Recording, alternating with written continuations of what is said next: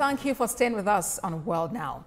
For more on the developing situations around African nations, we've spoken about South Sudan, Zimbabwe, Niger, and even Sudan. Joining me for more is an African affairs analyst, Ahmed Amosogodi, and he joins us from Ibadan, the Oyo State capital. Good to have you join us, Mr. Mosogodi. As we focus on Africa, let's begin from the world's youngest country, South Sudan. Now, the country's first vice president, Riek Machar, has been placed under house arrest. What is the implication of this for the country's lingering violence? Oh, well, thank you so much for having me again. Well, the implication of that for the polity in South Sudan is that it further throws the country into much unrest. Don't forget that this is a country that has continued to battle for its soul since its independence from Sudan. And now with the placing on house arrest of the vice president, it tells you that the center can no longer hold. And of course, the Falcon cannot get the Falcon any longer. It also tells you of how much the government is crumbling. Let's take our minds back into how this government was formed in the first place. Now, when you have a kind of an arrangement of strange bedfellows, you would always come into this. And if you also take a trajectory of governments of unity, so to say, that we've had across Africa, this is always the implication. And this is also what we are seeing in South Sudan. It shows there is no love lost between the president and his vice, and further divides the country into different camps, knowing full well that the question of tribal sentiment is also much rife in South Sudan. So the overall implication is that the unrest in the country may not be going away anytime soon. All right, and in its neighboring country, Sudan itself, where South Sudan actually came from, the country's army has taken over the capital, Khartoum, after armed conflict with rebel forces. How sustainable is this victory?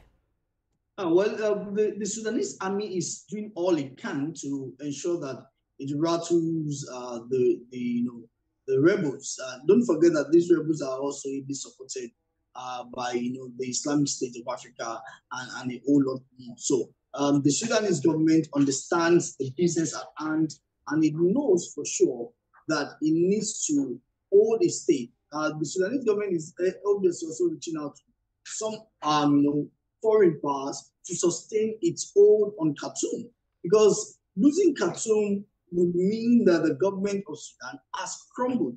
And of course, no country and no government or no leader would want to lose the capital city. So you would expect that it is expected that they would hold on to the soul of Khartoum as long as they can to ensure that the rebels are totally, rattled and possibly, punished. All right, let's turn attention to Zimbabwe. President Emmerson Mnangagwa has just appointed the country's army chief as sports minister.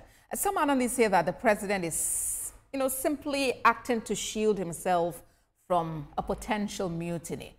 Do you share the same sentiment?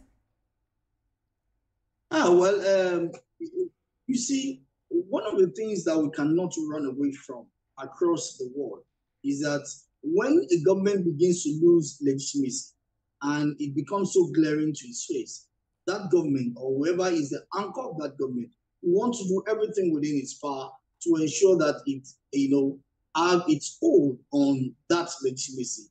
And one other way of also doing that is to ensure that you are in strong control of your army, and that's what we are seeing, play out in this situation. The Zimbabwean, the government definitely has lost, that legitimacy with the people, with the increasing level of poverty in the country. Inflation rate is not also doing well, and of course, issues around the cost of living and standard of living within the country. So this is a ploy, and of course I agree with those who believe that he's just trying to have his own hold to prevent a mutiny in his country. All right, and turning to Niger Republic, from coup leader General Chiani has now been sworn in as transitional president. What do you think about development in the country, especially after the decree ordering that all political parties be dissolved?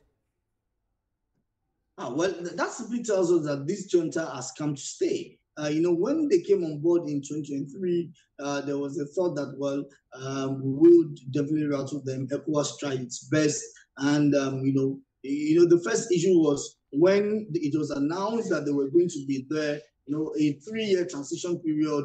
And then ECOWAS leaders felt, oh, that was not going to work. But now it's going to have a transition period of 5 years. That's to tell you that to a large extent, a lot of this military, a lot of the military takeovers that we have are not geared towards the interests of people. Now, let me say this: that it seems like this government has come to stay because one, the government has been able to control the power of propaganda, deploy the power of propaganda to control the minds of the people. So they have been able to divert their attention away from their failure of us and if the burden on the failures of previous administration. And that is made a lot easier. One of the easiest things to do is to find someone that people hate. You can always spin any narrative and be sure that people will buy it, however ridiculous it will be. And that's one thing that this junta has done. They painted the colonialists, as bad. Even ECOWAS countries like Nigeria have also been painted as, aiders and abettors of neocolonialism, and that this is the reason. And so they said, oh, we need to move to Russia. Without doubt, they are enjoying the legitimacy of the people. And if that is the case, Mr. Musibodi, these are the people who have made them. And who are we to say that their choice is a bad one? We really do need to go now. Amada Musibodi is an African affairs analyst. Thank you very much for your submissions on World Now. You're most welcome. Let's talk health now. 26th of March was World